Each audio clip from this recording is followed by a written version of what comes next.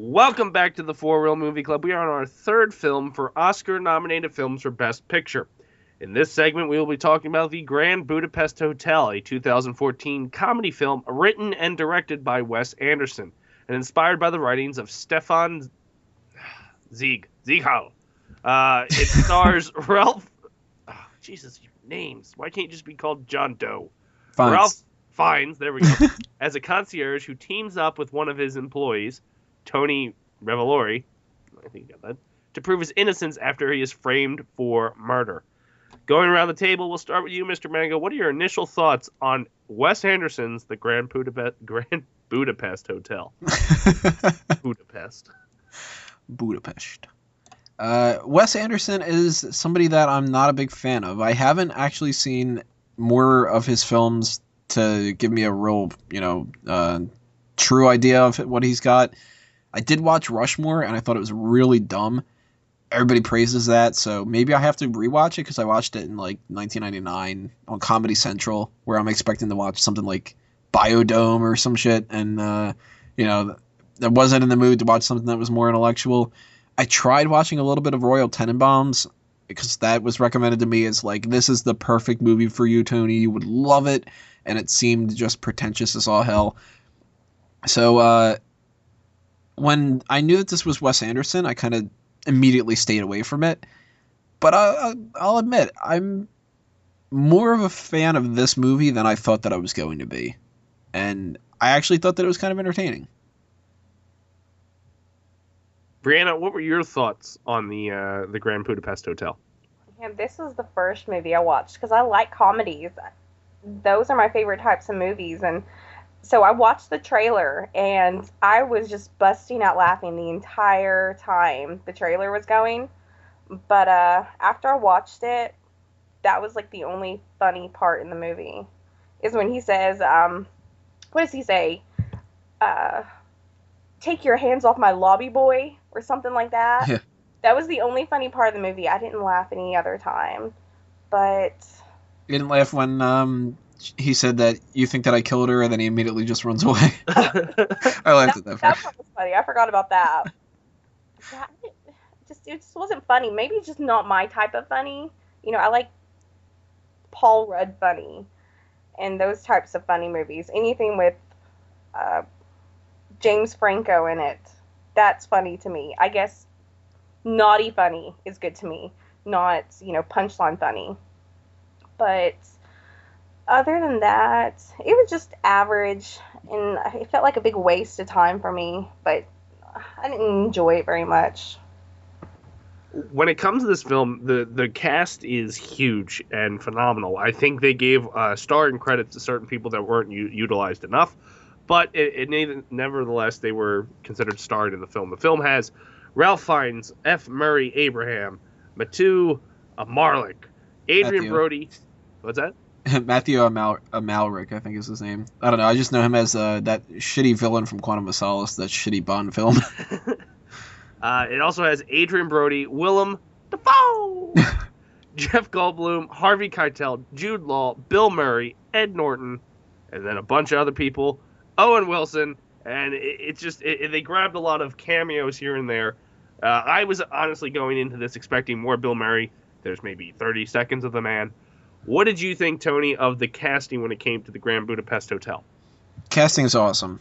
A lot of these people have worked with Wes Anderson before, so they've got that buddy connection, kind of like how Tarantino throws a lot of his same people in there. You could kind of look at, somebody maybe like Owen Wilson. I know that he's been in a lot of different Wes Anderson films. He's kind of like the same as Tarantino with Sam Jackson and stuff. Some people, not as much as some other ones. I don't know how to pronounce her name. Ceres, I think it is, who plays Agatha in it. She was just meh. I was disappointed to not see as much Bill Murray, like you had said. Tilda Swinton was a surprise for me. I didn't even recognize that was her. I was just assuming that this was some old actress that I wasn't sure of the name or whatever. But Adrian Brody was one of my favorite parts of the whole film. Easily my favorite was Ralph Fiennes. But Goldblum was the surprise. I didn't expect to see him pop up. And I thought for a while that one of the guys was Rowan Atkinson, one of the prisoners. And then I found out later on that it completely wasn't. It's just some other guy that I just don't recognize at all. So Rowan Atkinson did a good job of playing a different actor playing a part. Bob Balaban's in this. Like, he just pops up out of nowhere, too. I liked pretty much everybody in all their roles. Some people were stronger than others. And I do think that's a little bit weird, though. The F. Mary Abraham does not look like the old version of whoever the name of the guy is who played Zero. Just, I don't know. Before I ask opinions from you, Briana, I want to ask Tony this question. When you were watching the previews for this, at least I remember when these previews came across, didn't it feel like Bill Murray was going to be in this movie a hell of a lot more? Well, they know that Bill Murray's, one of the stars, so they're going to try to market that as much as possible. I think that the trailer even has more Jude Law than it kind of is in the movie somehow. Yeah, because I felt a little gypped when Bill Murray didn't come in till the end. Spoiler alert, doesn't come until the friggin' end, and really just it has maybe 3 lines, not even that many. Briana, what were your thoughts on the casting on this all-star cast? The casting was really good. I liked the casting, and all the cameos were kind of fun to kind of pick them out because they all had these weird disguises on. I liked Adrien Brody. He was really good, and who was the actor that played the lobby boy? Whoever he was. Tony Revolori. Yeah, him. Whoever he was, he did a pretty good job. But out of everything, I think the cameos probably is the big reason why the movie maybe got picked for an Oscar. I don't know. In my sense, just they had this, big casting with it. But I really liked Edward Norton. He is probably my favorite. I don't know if you guys, but when it came to Harvey Keitel, it took me a little while to realize that was him. Yeah. I thought he was the other bald guy that I can't think of his name right now, but he plays like a grandfather in many things. Alan Arkin? I think that was who. Yeah, I think so. I thought it was Alan Arkin too, and I was just like, shit, Alan Arkin's in this? What the? Yeah. Oh wait, that's not Alan Arkin. He sounds like Harvey Keitel. Yeah, he did something that was like, no, that's Pulp Fiction like. Right. And then I was like, oh, that's Harvey. But yeah, the casting was phenomenal. Just give some facts about the movie as it heads into the Academy Awards on the 22nd. It's been the film is a British-German co-production that was financed by German financial companies and film funding organizations. It was filmed in Germany. The Grand Budapest Hotel was released to general acclaim from film critics, and many included it in the year-end list in the top 10. The film led the BAFTA nominations with 11 nominations, more than any other film, with awards including Best Film, Best Director, Best Actor for Fiennes, and the film won the Golden Globe Award for Best Motion Picture, Musical or Comedy, and garnered 3 more Golden Globe Award nominations, including Best Director for Anderson, and it also garnered 9 Academy Award nominations. The joint most of the ceremony, including Best Picture and Best Director. So like I had asked on the other film, Tony, why do you think this is Oscar worthy? More so than Theory of Everything and Imitation Game, this tries to do something a little different, which I recommend to some people to try if they're going for that kind of a thing.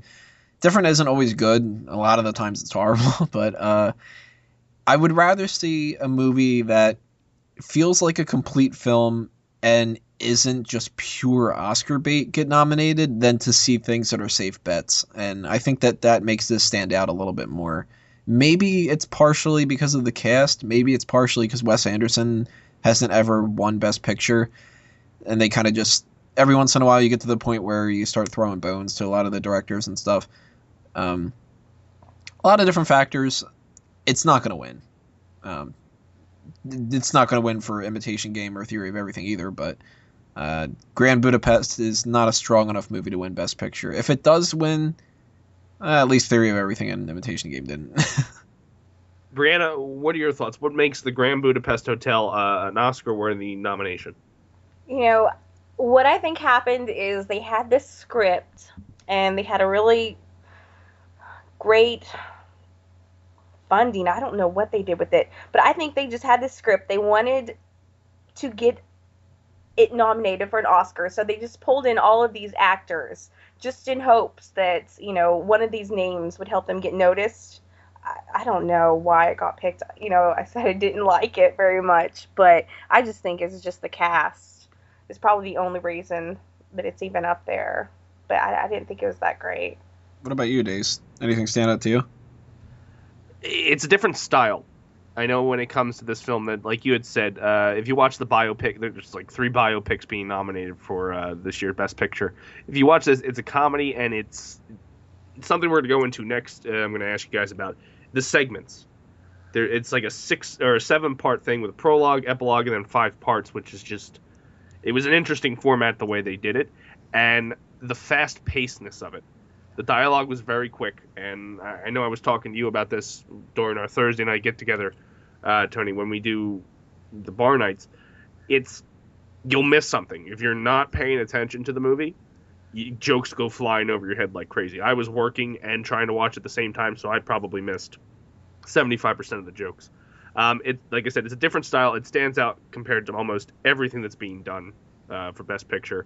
And I think that's probably why. It was kind of a hat tip, like, hey, you're thinking out of the box. You didn't go with a biopic, because that seems to go too. They watched Theory of Everything, and then they watched Imitation Game, and then they watched Selma, and they were just like, fuck, give me something different. All right, a bunch of bright colors, give it to me. it just seems like it was, look, we've got so much depressing shit as our Best Picture. Why not just go with a comedy to lighten the mood a little bit? Ah, Selma's not a comedy? Fuck. It's one of those it's dark humor.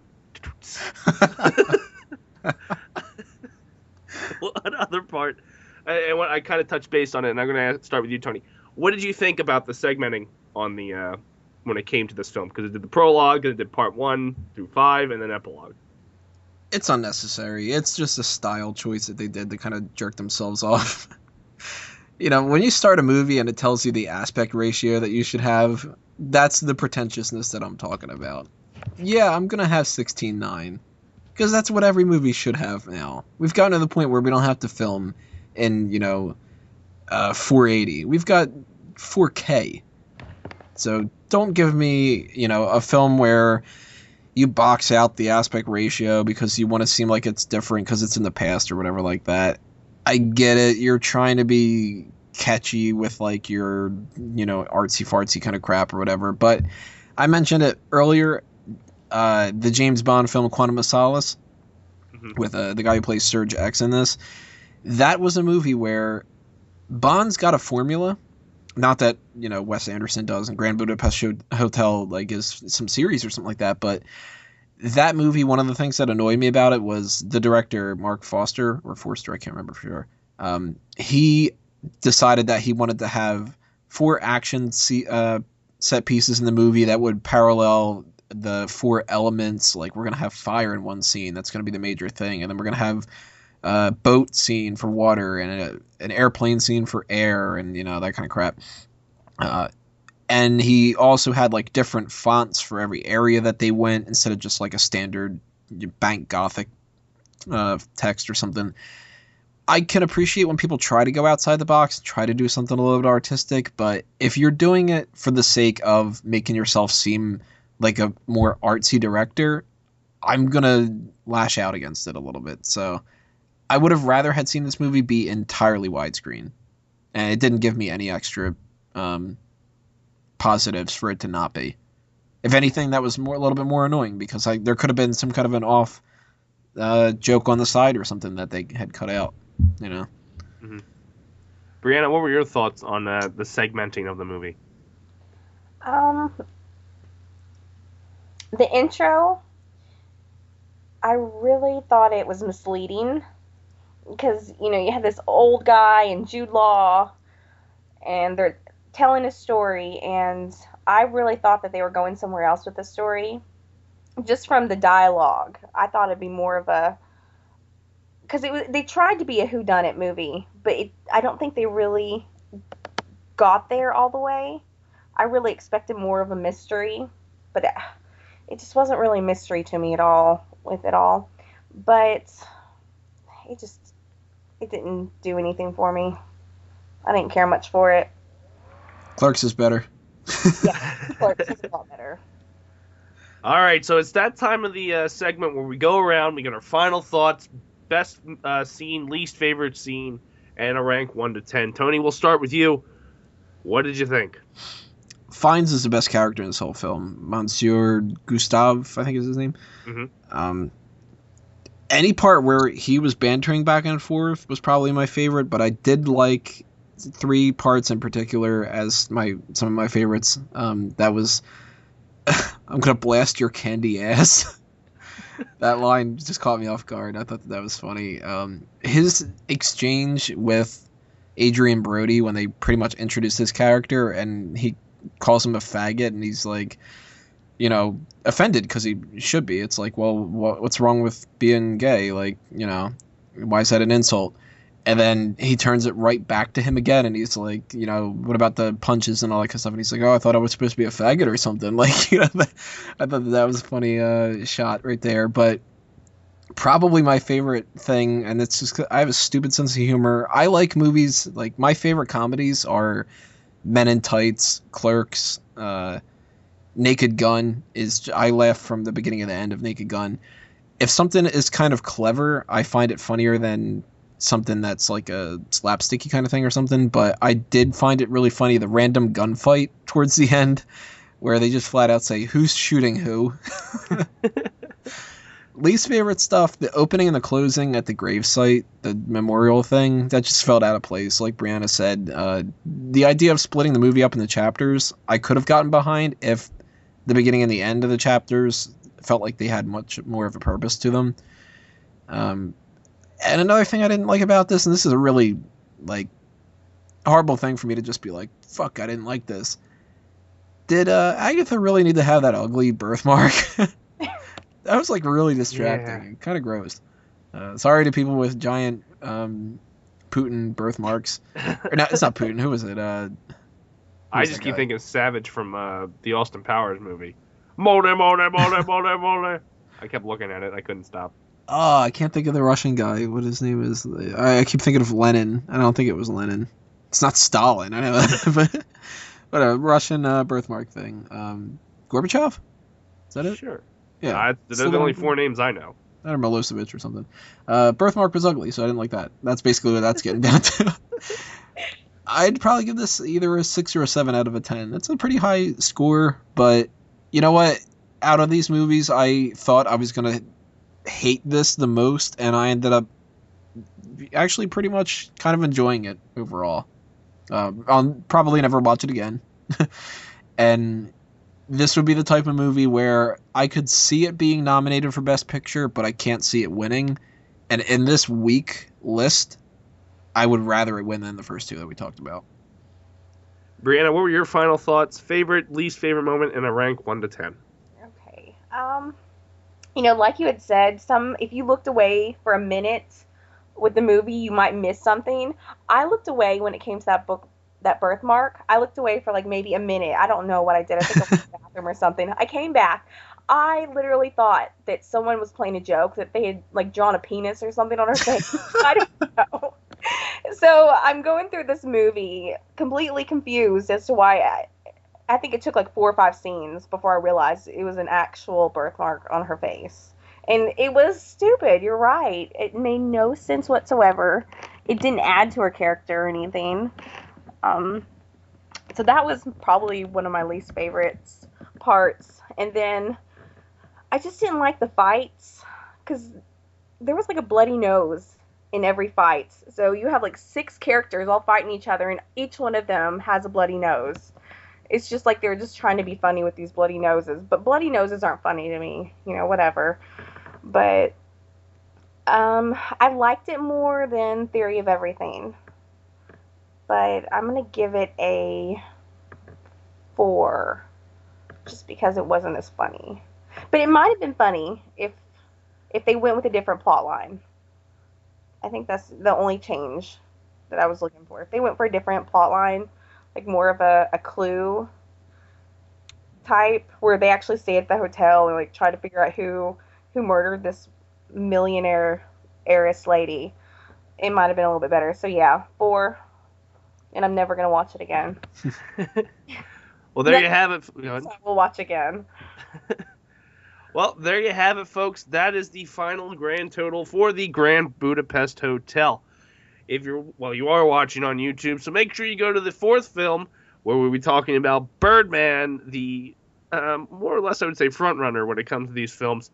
So stick tuned, grab a Coke, eat some popcorn, do what you got to do, kale if you listen to the second part, and check out the next film here on the 4 Reel Movie Club.